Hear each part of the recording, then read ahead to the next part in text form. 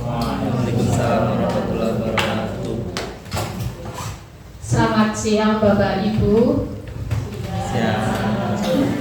Terima kasih atas waktu yang diberikan oleh Bapak Ibu sekalian pada siang hari ini, sehingga pada kesempatan yang kesekian kalinya kita berkumpul dari pendidikan guru penggerak saya. Untuk kali ini saya akan memaparkan tentang diseminasi aksi nyata modul 1.4 tentang budaya positif. Untuk memulai acara pada siang hari ini, mari kita bersama-sama membaca basmalah. Mudah-mudahan dari mulai acara siang hari ini sampai nanti selesai dapat berjalan dengan lancar. Bismillahirrahmanirrahim. Terima kasih. Selanjutnya kepada Ibu Kepala Sekolah, Ibu Siti Zahriyah, kami persilahkan untuk memberikan sambutannya.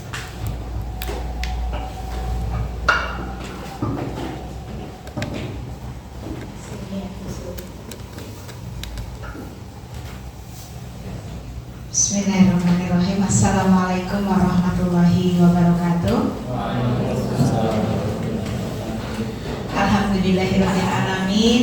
Pada siang hari ini Bapak dan Ibu kita bisa berkumpul di ruangan ini dalam kondisi sehat walaupun dalam suasana yang lumayan panas gitu ya. Mudah-mudahan sebentar lagi segera terrealisasi ruangan ini, suasananya menjadi lebih sejuk gitu ya. Insya Allah bulan Januari. Jadi jika nanti kita mengadakan pertemuan di sini ya nyaman begitu. Paling tidak mengurangi rasa sumuk. Apa nanti sudah hujan ya, jadi tidak sumuk lagi. Tapi tidak apa-apa. Kita berdoa saja mudah-mudahan ruangan ini nanti bisa menjadi ruangan yang representatif untuk setiap kali pertemuan ataupun untuk pembelajaran anak-anak SD Negeri 1 Teluk.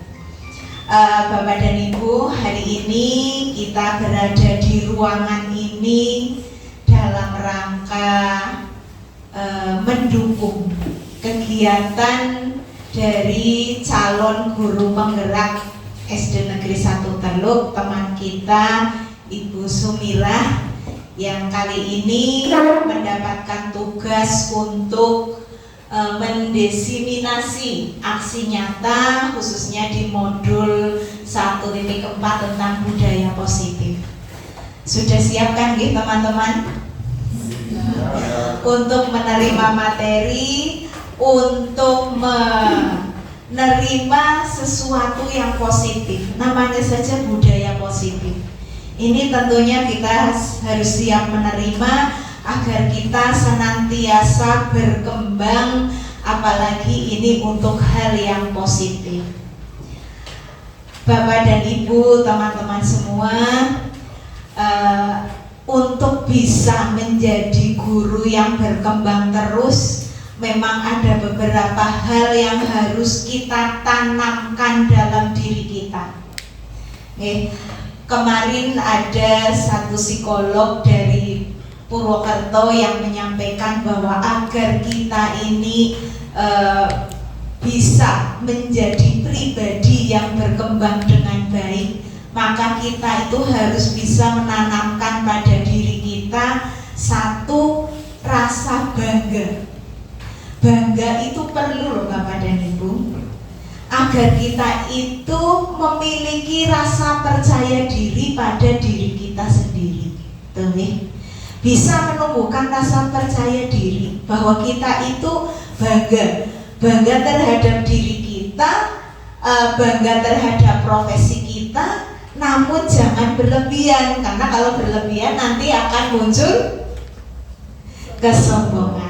Nah, ini tantangannya adalah dalam pengendalian untuk tidak berlebihan dalam hal bangga. Namun itu sangat diperlukan. Bahkan dalam penilaian keguruan ada bangga sebagai guru dalam penilaian kinerja guru. Apa tanda-tandanya? Bersedia mengenakan seragam dan atribut yang harus dikenakan oleh guru. Itu tandanya kita bangga sebagai guru. Kalau kita sendiri saja sudah tidak bangga, terus mau melaksanakan tugas, ya tidak dengan semangat, gitu ya. Kemudian niat. Nah, untuk kita bisa berkembang itu kita harus punya niatan. Tentunya niatan yang positif. Banyak orang melakukan, mungkin ada orang yang melakukan suatu kegiatan tapi niatnya tidak baik. Ini naudzubillahi min dzalik. Tentunya semuanya harus kita niati untuk beribadah, dalam rangka beribadah, karena memang tugas kita adalah beribadah selama hidup di dunia ini. Kemudian kita harus memiliki integritas. Integritas itu adalah kita melakukan hal yang baik dan benar, ada ataupun tidak ada orang lain. Itu integritas. Nah, Bapak Ibu, mari kita senantiasa untuk mengembangkan diri kita, jangan sampai jalan di tempat. Seperti ini yang sedang dikembangkan di program guru penggerak. Ini arahnya adalah akan mengembangkan dunia pendidikan melalui guru-guru, melalui pendidik yang kompetensinya ini akan disesuaikan dengan perkembangan zaman. Saya mengucapkan selamat kepada Busum yang sudah sampai pada titik ini. Nah, tentunya sampai di titik ini tuh perjuangannya juga luar biasa. Dan selamat kepada yang sedang menempuh pendaftaran untuk calon guru penggerak angkatan ke-11 ini, yang insya Allah nanti akan sukses dan akan kembali mewarnai kegiatan pengembangan diri untuk teman-temannya. Saya anggap ini juga pengembangan diri untuk teman-teman guru yang lain semuanya, dan mudah-mudahan memotivasi teman-teman yang lain untuk mengikuti program guru penggerak. Insya Allah ini akan memberikan nuansa perkembangan pendidikan, akan memajukan kegiatan pendidikan di SD Negeri 1 Teluk khususnya, dan pendidikan di Indonesia pada umumnya. Sekali lagi selamat mengikuti seluruh proses program guru penggerak. Tetap semangat, jangan sampai ada rasa lelah. Insya Allah lelahnya ini akan memberikan satu keberkahan baik untuk Busum maupun untuk keluarga SD Negeri 1 Teluk. Gitu, okay? Jadi mari kita berproses bersama, yang sudah memulai berproses untuk menggapai menyelesaikan seluruh program dan nanti ditindaklanjuti dalam melaksanakan tugas sehari-hari. Berproses untuk yang lain bagi kita yang nanti mau menuju ke sana, insya Allah nanti semuanya bisa ikut dalam program guru penggerak. Tetap semangat Busum, laksanakan semuanya dengan keikhlasan dan diniati mencari ilmu agar semuanya dihitung sebagai dengan nilai ibadah. Itu saja pengantar dari saya. Semoga hari ini membawa keberkahan untuk kita semua. Saya akhiri. Assalamualaikum warahmatullahi wabarakatuh. Waalaikumsalam.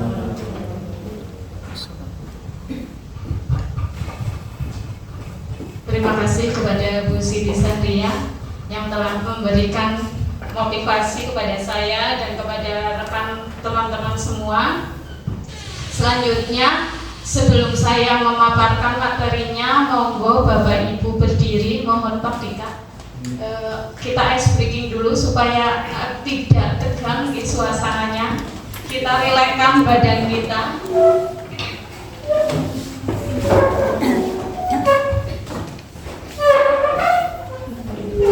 Monggo kita bersama-sama.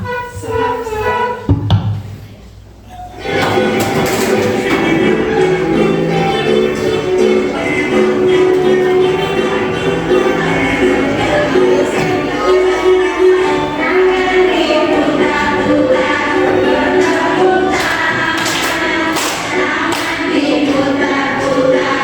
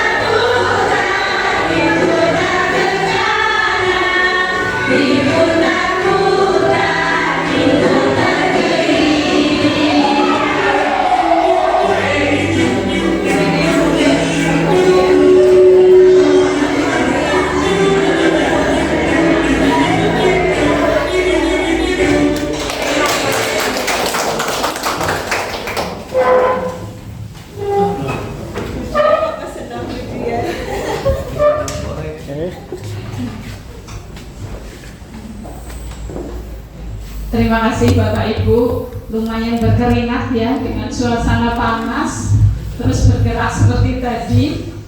Oke, Bapak Ibu, kita lanjutkan. Selanjutnya pada siang hari ini saya akan menyampaikan tentang budaya positif, di mana budaya positif yang tadi Pak.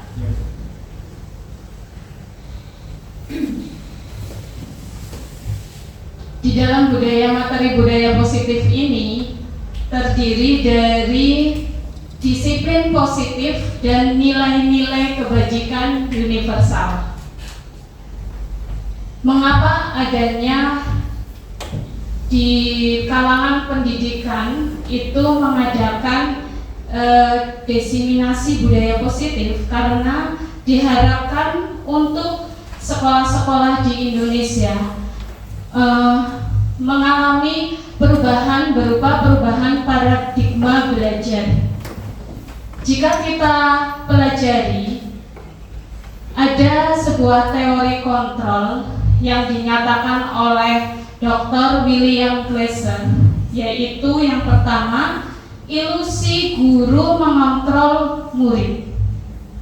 Yang kedua, ilusi bahwa semua penguatan positif, efektif, dan bermanfaat. Yang ketiga, ilusi bahwa kritik dan membuat orang merasa bersalah dapat menguatkan karakter. Kemudian yang terakhir, ilusi bahwa orang dewasa memiliki hak memaksa. Selanjutnya Pak.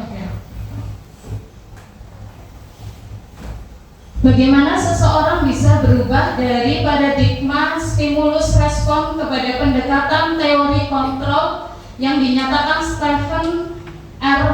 Covey, yaitu bila kita ingin membuat kemajuan perlahan, sedikit-sedikit, ubahlah sikap atau perilaku Anda. Namun bila kita ingin memperbaiki cara-cara utama kita, maka kita perlu mengubah kerangka acuan kita. Ubahlah bagaimana Anda melihat dunia, bagaimana Anda berpikir tentang manusia, kemudian ubahlah paradigma Anda, skema pemahaman dan penjelasan aspek-aspek tertentu. Kemudian di sini saya tampilkan ada dua di tabel, yaitu dua yang saya tampilkan, yaitu yang pertama stimulus respon dan teori kontrol. Stimulus respon itu berupa realitas kebutuhan kita sama. Kemudian yang kedua, semua orang melihat hal yang sama. Ketiga, kita mencoba mengubah orang agar berpandangan sama dengan kita. Kemudian perilaku buruk dilihat sebagai suatu kesalahan. Orang lain bisa mengontrol saya bisa mengontrol orang lain. Dan yang terakhir, pemaksaan ada pada saat bujukan gagal.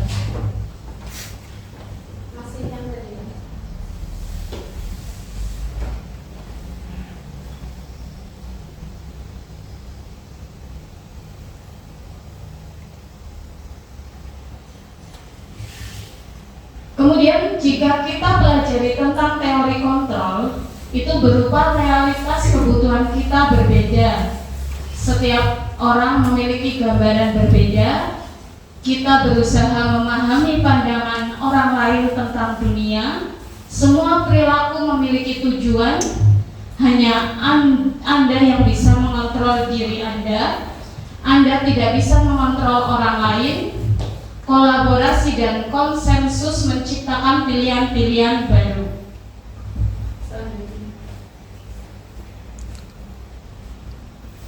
Selanjutnya, makna kata disiplin. Seseorang yang memiliki disiplin diri berarti mereka bisa bertanggung jawab terhadap apa yang dilakukannya, karena mereka mendasarkan tindakan mereka pada nilai-nilai kebajikan universal.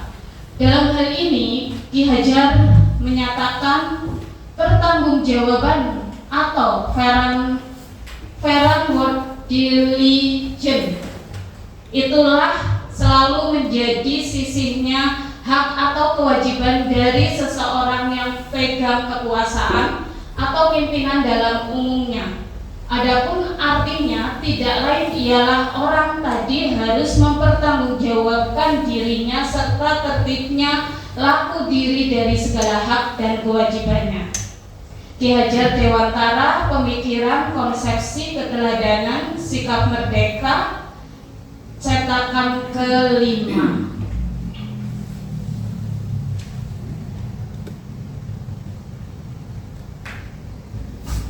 Selanjutnya makna nilai-nilai kebajikan.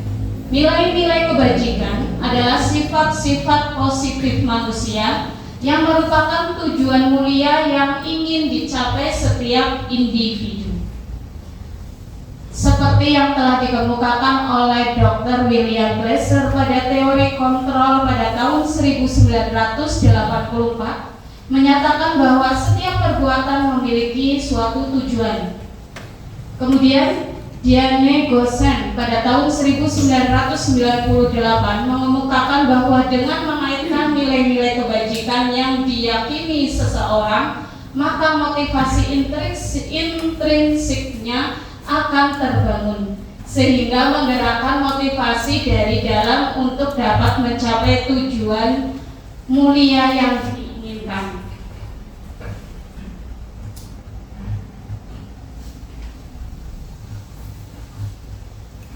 Di dalam teori motivasi, hukuman dan penghargaan serta restitusi, itu manusia memiliki 3 motivasi berupa motivasi perilaku manusia.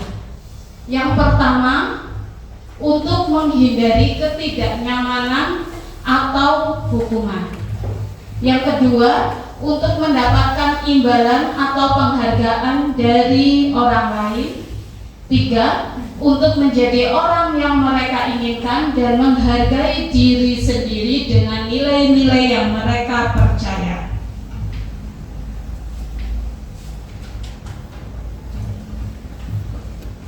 Bapak Ibu, ini saya sudah menyiapkan pertanyaan reflektif.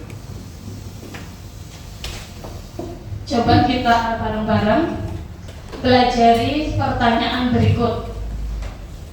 Iva kurang menguasai pelajaran matematika, sehingga pada saat pelajaran tersebut berlangsung, dia lebih banyak berdiam diri atau menggambar di buku pelajarannya.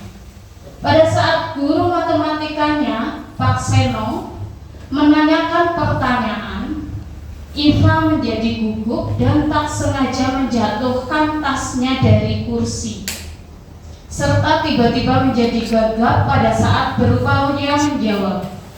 Seluruh kelas pun tertawa melihat perilaku Iva yang bicara tergagap dan terkejut tersebut.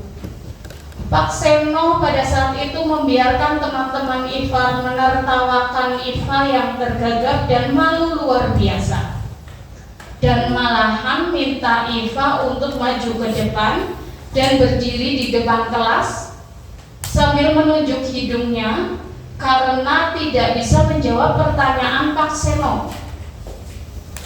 Kelas semakin gaduh dan anak-anak pun tertawa melihat Iva di depan kelas memegang ujung hidungnya. Nah, menurut Bapak Ibu, apakah Anda setuju dengan tindakan Pak Seno terhadap Iva? Setuju tidak? Tidak. Kok mengapa tidak setuju, coba Bapak Ibu? Karena menjatuhkan mental. Karena menjatuhkan mental, betul banget Pak Ruhin. Kemudian tadi Bu Vika, karena memberikan hukuman. Jadi menurut Bapak Ibu, tindakan yang dilakukan Pak Seno terhadap Iva itu adalah sebuah hukuman atau konsekuensi? Hukuman. Hukuman. Ya. Coba kita pelajari selanjutnya. Kita mari belajar tentang hukuman, konsekuensi, dan restitusi. Apa itu hukuman? Hukuman bersifat tidak terencana atau tiba-tiba. Anak atau murid tidak tahu apa yang akan terjadi dan tidak dilibatkan. Hukuman bersifat satu arah dari pihak guru yang memberikan, dan murid hanya menerima suatu hukuman tanpa melalui suatu kesepakatan atau pengarahan dari pihak guru, baik sebelum atau sesudahnya. Hukuman yang diberikan bisa berupa fisik maupun psikis. Murid atau anak disakiti oleh suatu perbuatan atau kata-kata. Berarti yang dilakukan Pak Seno termasuk hukuman, iya apa tidak, Bapak Ibu? Iya, betul. Karena apa yang ada di paparan ini tadi terjadi di peristiwa ketika Pak Seno memberikan hukuman kepada Iva. Selanjutnya kita pelajari, setelah Bapak Ibu mengetahui apa itu hukuman, selanjutnya kita pelajari lagi yaitu apa itu konsekuensi. Konsekuensi sudah terencana atau disepakati, sudah dibahas dan disetujui oleh murid dan guru. Umumnya bentuk-bentuk konsekuensi dibuat oleh pihak guru atau sekolah, dan murid sudah mengetahui sebelumnya konsekuensi yang akan diterima bila ada pelanggaran. Pada konsekuensi, murid tetap dibuat tidak nyaman untuk jangka waktu pendek. Konsekuensi biasanya diberikan berdasarkan suatu data yang umumnya dapat diukur. Misalnya, setelah 3 kali tugasnya tidak diselesaikan pada batas waktu yang diberikan, atau murid melakukan kegiatan di luar kegiatan pembelajaran, misalnya mengobrol, maka murid tersebut akan kehilangan waktu bermain dan harus menyelesaikan tugas karena ketertinggalannya. Peraturan dan konsekuensi yang mengikuti ini sudah diketahui sebelumnya oleh murid. Selanjutnya,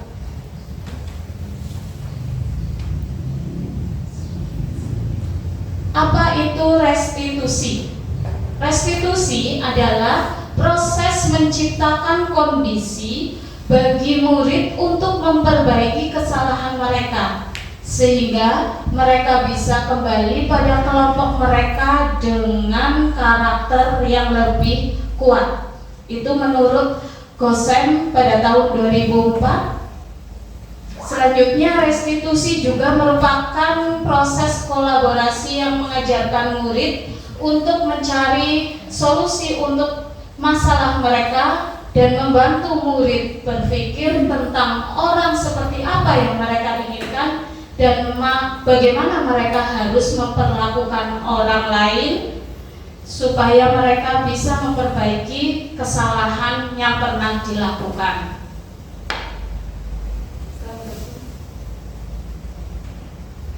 Kalau tadi kita sudah mempelajari tentang hukuman, kemudian konsekuensi, restitusi, sekarang kita pahami tentang kebutuhan dasar manusia.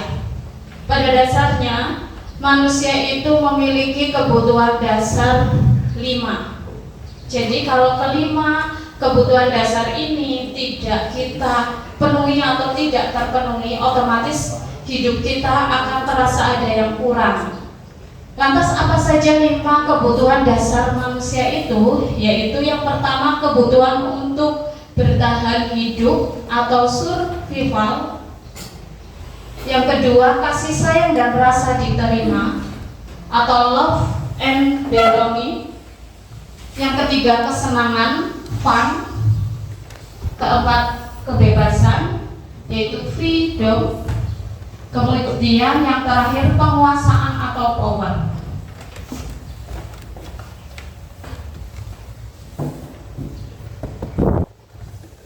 Selanjutnya, posisi kontrol restitusi. Posisi kontrol restitusi restitusi ini, jika kita pelajari itu ada 5. Jadi guru ketika berada di kelas maupun di sekolah itu sebenarnya sadar atau tidak menyadari kita itu telah melakukan posisi kontrol dalam restitusi berupa 5. Yang pertama yaitu penghukum, yang kedua pembuat merasa bersalah, ketiga sebagai teman, keempat sebagai pemantau, dan yang terakhir sebagai manajer. Jadi kita sebagai pendidik itu sebenarnya sudah melakukan motivasi ke murid-murid kita. Motivasi yang kita lakukan itu berupa 2 motivasi, yaitu motivasi eksternal dan motivasi intrinsik. Di mana motivasi yang kita lakukan itu dapat menghasilkan 2 identitas. Apakah yang kita lakukan itu mau identitas gagal atau identitas berhasil atau sukses? Kalau kita melakukan identitas gagal, itu sebenarnya tanpa kita sadari telah melakukan perilaku kontrol negatif terhadap murid-murid kita. Tetapi apabila murid memiliki identitas berhasil atau sukses, maka kita sebenarnya sudah melakukan perilaku kontrol positif atau kontrol diri. Bapak Ibu sudah bisa melihat di layar bahwa perilaku kontrol negatif yang dilakukan pada posisi kontrol di restitusi itu yaitu contohnya sebagai penghukum dan pembuat orang merasa bersalah. Kemudian ketika kita melakukan perilaku kontrol positif, berarti kita menampilkan ke murid kita sebagai teman atau pemantau. Apabila kita menampilkan sebagai pendidik, menampilkan diri kita sebagai kontrol diri, sebenarnya kita berarti sudah melaksanakan posisi kontrol di restitusi berupa manajer. Lantas perbedaan sikapnya itu apa saja? Yaitu contoh, kalau kita sebagai pendidik ke murid melakukan penghukum atau bersikap sebagai penghukum, maka biasanya guru berbuat menghardik, menunjuk-nunjuk, menyakiti, bahkan menyindir terhadap murid. Kemudian guru berkata apa? Yaitu berkata, kalau kamu tidak melakukannya saya akan. Jadi ada ancaman. Hasilnya nanti murid kita akan menjadi anak yang pemberontak karena merasa dihukum. Selanjutnya, jika kita melakukan posisi kontrol restitusi berupa pembuat orang merasa bersalah, guru biasanya berbuat berceramah, menunjukkan kekecewaan mendalam. Kemudian guru berkata, kamu sudah mengecewakan ibu atau bapak. Kemudian hasilnya apa? Biasanya menyembunyikan, kemudian menyangkal kesalahan yang dilakukan oleh murid yang diberi pembuat orang merasa bersalah. Apabila kita sebagai pendidik menjadi posisi kontrol sebagai teman, maka guru membuatkan alasan-alasan untuk murid-muridnya. Guru berkata, lakukan untuk bapak atau ibu. Ya sudah, nanti bapak ibu bantu bereskan. Lantas hasil dari murid tersebut yaitu akan menjadi ketergantungan terhadap orang-orang yang ada di sekitarnya. Apabila kita melakukan posisi kontrol berupa pemantau, maka guru berbuat menghitung dan mengukur. Guru berkata, apa peraturannya?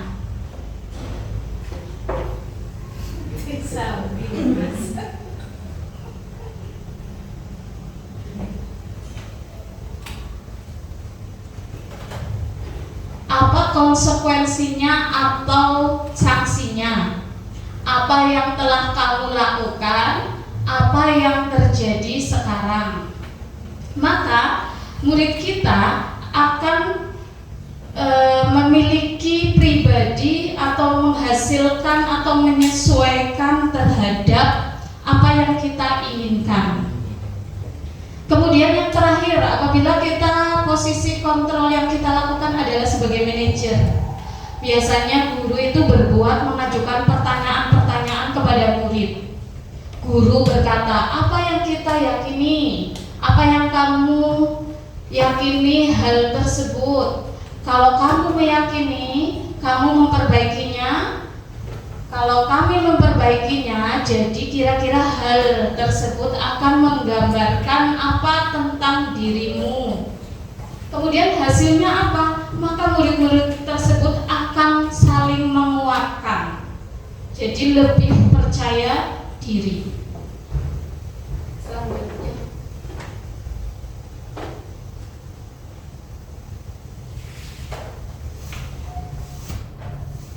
Bapak Ibu perlu ketahui mengapa keyakinan kelas, mengapa tidak peraturan kelas saja. Karena selama ini yang familiar terhadap kita tentu sebagai pendidik itu malah rata-rata adalah peraturan kelas.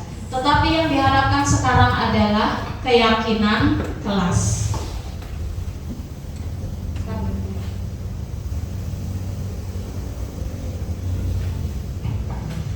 Mengapa keyakinan kelas? Mengapa tidak peraturan kelas saja? Menekankan pada keyakinan seseorang akan lebih memotivasi seseorang dari dalam. Seseorang akan lebih tergerak dan bersemangat untuk menjalankan keyakinannya daripada hanya sekedar mengikuti serangkaian peraturan tertulis tanpa makna. Murid-murid pun demikian. Mereka perlu mendengarkan dan memahami arti sesungguhnya tentang peraturan-peraturan yang diberikan. Apa nilai-nilai kebajikan di balik peraturan tersebut? Apa tujuan utamanya? Dan menjadi tidak tertarik atau takut sehingga hanya sekedar mengikuti serangkaian peraturan-peraturan yang mengatur mereka tanpa memahami arti dari peraturan tersebut.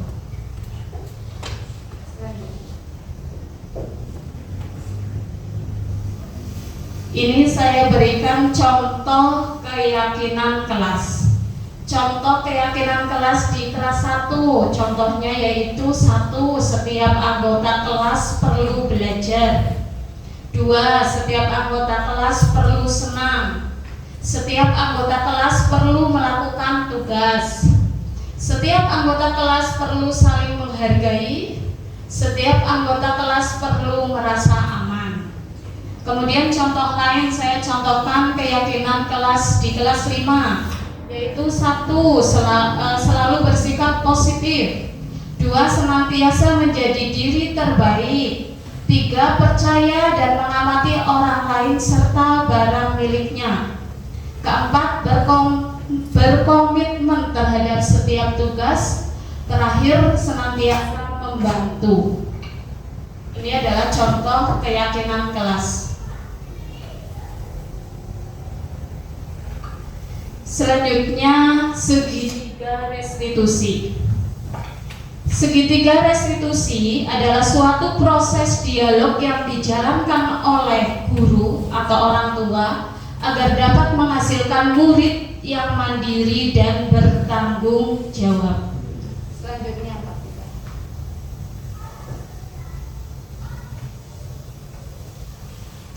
Segitiga restitusi itu ada beberapa tahap, yaitu proses 3 tahapan tersebut didasarkan pada prinsip-prinsip utama dari teori kontrol yang tadi saya sampaikan. Di antaranya yaitu ada 3 langkah. Langkah yang pertama yaitu menstabilkan identitas. Teori kontrolnya berupa kita semua akan melakukan hal terbaik yang bisa kita lakukan.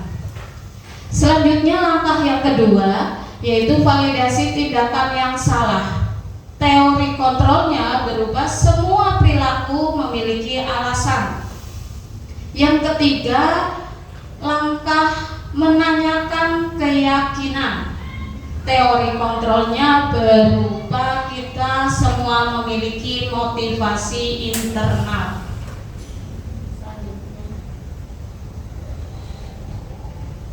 Inilah bentuk segitiga restitusi Bapak Ibu. Jadi yang pertama, menstabilkan identitas. Contohnya kita sebagai pendidik ketika menstabilkan identitas, biasanya yang diucapkan adalah setiap orang pasti pernah melakukan kesalahan.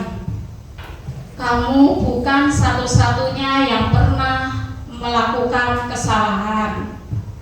Selanjutnya setelah Bapak Ibu melakukan menstabilkan identitas, selanjutnya melakukan validasi tindakan yang salah. Biasanya yang diutarakan oleh guru yaitu, adakah cara yang lebih efektif untuk mendapatkan apa yang kamu butuhkan? Atau mungkin dengan berkata, kamu tentu punya alasan mengapa melakukan itu. Setelah kita mengetahui alasan dari anak tersebut atau apa yang dibutuhkan oleh anak tersebut yang melakukan kesalahan, maka kita melangkah ke menanyakan keyakinan. Ketika menanyakan keyakinan, yang ditanyakan ke murid tersebut adalah bisa berupa keyakinan kelas apa yang telah kita sepakati, atau mungkin kamu ingin menjadi orang yang seperti apa. Itu adalah bentuk-bentuk dari langkah segitiga restitusi dan apa yang diucapkan oleh pendidik ketika ada murid yang sedang melakukan kesalahan.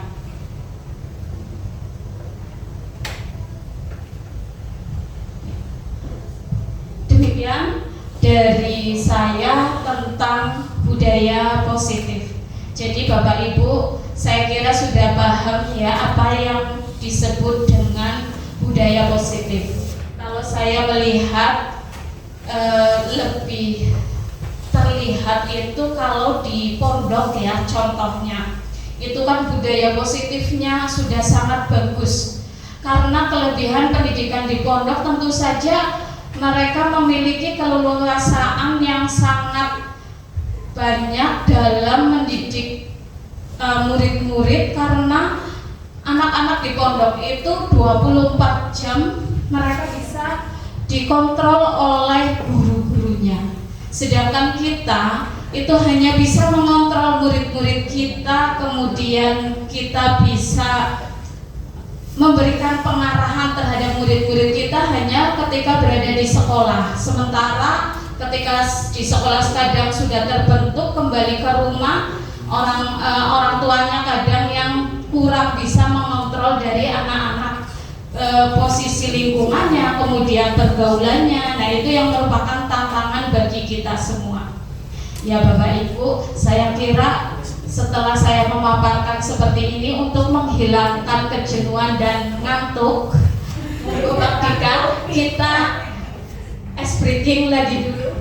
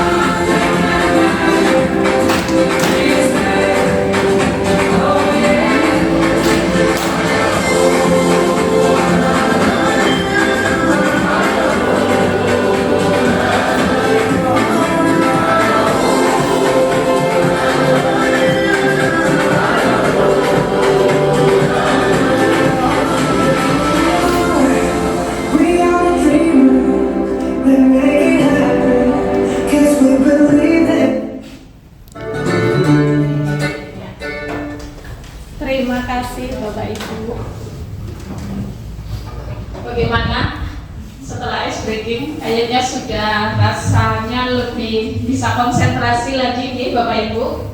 Ya. Selanjutnya saya akan mencontohkan hasil belajar saya untuk mempraktekkan. Tadi kan teorinya, sekarang setelah saya mempelajari tentang budaya positif, saya di kelas 5 sudah membuat atau mempraktekkan budaya positif tersebut. Sebagai contoh yaitu ketika saya membuat keyakinan kelas. Monggo Bapak Ibu simak dari video tersebut.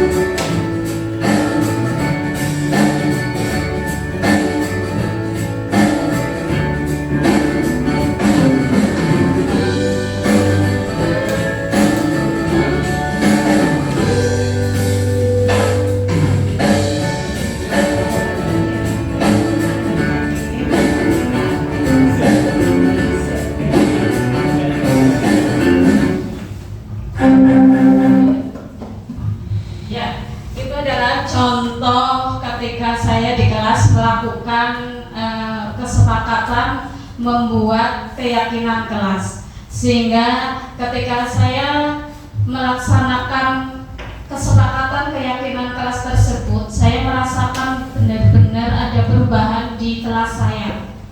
Memang betul, jadi apa teori-teori yang tadi dipaparkan ketika kita praktekkan di kelas itu sangat bermanfaat bagi kita semua sebagai pendidik, Bapak Ibu.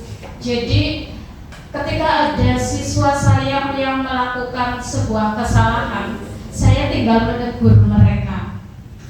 Kamu paham keyakinan kelas yang kita sepakati, kayak gitu saja anak langsung ingat keyakinan kelas yang telah dibuat bersama, kemudian mereka akan memperbaikinya. Jadi kalau di kelas saya dibuat, ditulis, kemudian dihias seperti yang tadi saya tampilkan. Nah itu Bapak Ibu bisa juga dari prosesnya, ketika Bapak Ibu ingin membuat keyakinan kelas, itu bisa dengan sticky note.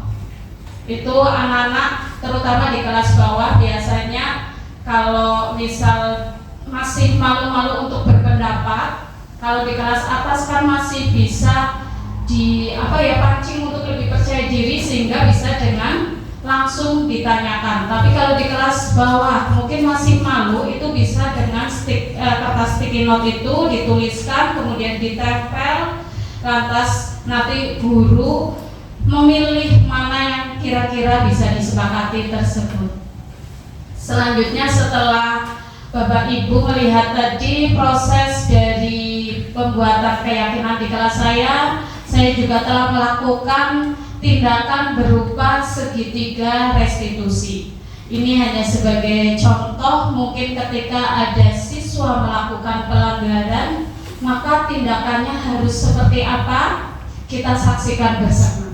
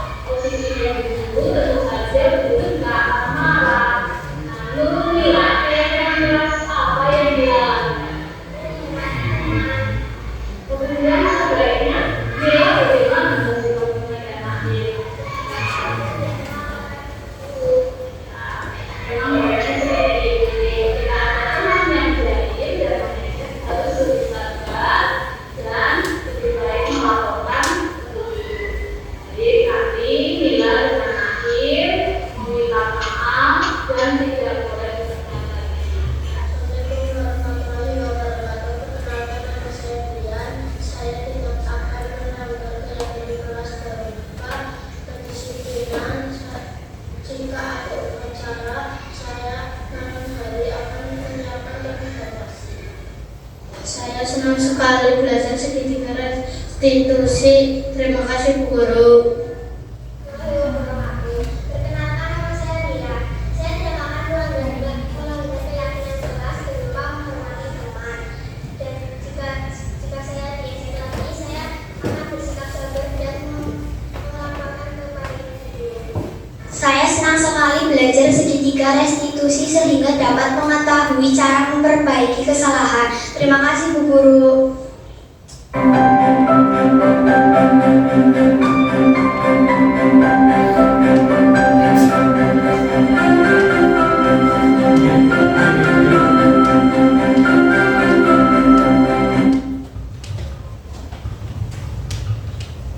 Ya, itulah tadi contoh dari tindakan segitiga restitusi yang saya praktekkan di kelas saya. Jadi pada dasarnya Bapak Ibu, kalau dulu kita tanpa tahu bagaimana cara menampilkan atau membuat sekolah ini penuh dengan budaya positif, kita akan lebih bisa dan lebih memahami bagaimana cara menguatkan anak-anak supaya dari dalam hati mereka menyadari kesalahan mereka, kemudian apa yang harus dilakukan tanpa paksaan dari guru maupun paksaan dari atau ancaman dari teman. Tapi karena mereka benar-benar menyadari bahwa budaya positif itu benar-benar perlu ditampilkan atau dilaksanakan, dimulai dari diri sendiri, kemudian nanti ketika kita berusaha menampilkan budaya positif di sekolah ini, insya Allah anak-anak, ya karena ini perlu waktu, ya tidak mungkin ketika kita mempraktekkan terus besoknya anak akan berubah, kemudian akan secara langsung mengingat apa yang mereka yakini itu tidak. Itu perlu kesabaran, kemudian perlu waktu, dan semua itu akan berhasil apabila kita saling menguatkan, kemudian sebagai pendidik kita saling berkolaborasi untuk mewujudkan sekolah ini menjadi sekolah yang betul-betul menampilkan budaya positif sehingga anak-anak bisa terbentuk karakter yang berubah karakter profil belajar Pancasila. Saya kira hanya itu yang bisa saya sampaikan pada desiminasi budaya positif siang hari ini. Apabila ada kekurangan ataupun ada kehilafan dari sikap maupun perkataan saya mohon maaf yang sebesar-besarnya. Dan sekali lagi saya terima kasih atas waktu yang Bapak Ibu berikan untuk menyenggangkan waktu siang ini yang seharusnya dilanjutkan untuk kegiatan mengagendakan administrasi kegiatan pembelajaran besok, tapi harus berkumpul di ruangan ini untuk belajar bersama-sama. Saya sangat berterima kasih atas motivasi dari teman-teman semua. Dari paparan yang saya sampaikan, adakah pertanyaan Bapak Ibu? Saya kira cukup jelas, Ki. Jelas. Terima kasih, alhamdulillah kalau cukup jelas. Oke, terima kasih. Mari kita tutup acara pada siang hari ini dengan membaca hamdalah bersama-sama. Alhamdulillah. Sekian, wassalamualaikum warahmatullahi wabarakatuh.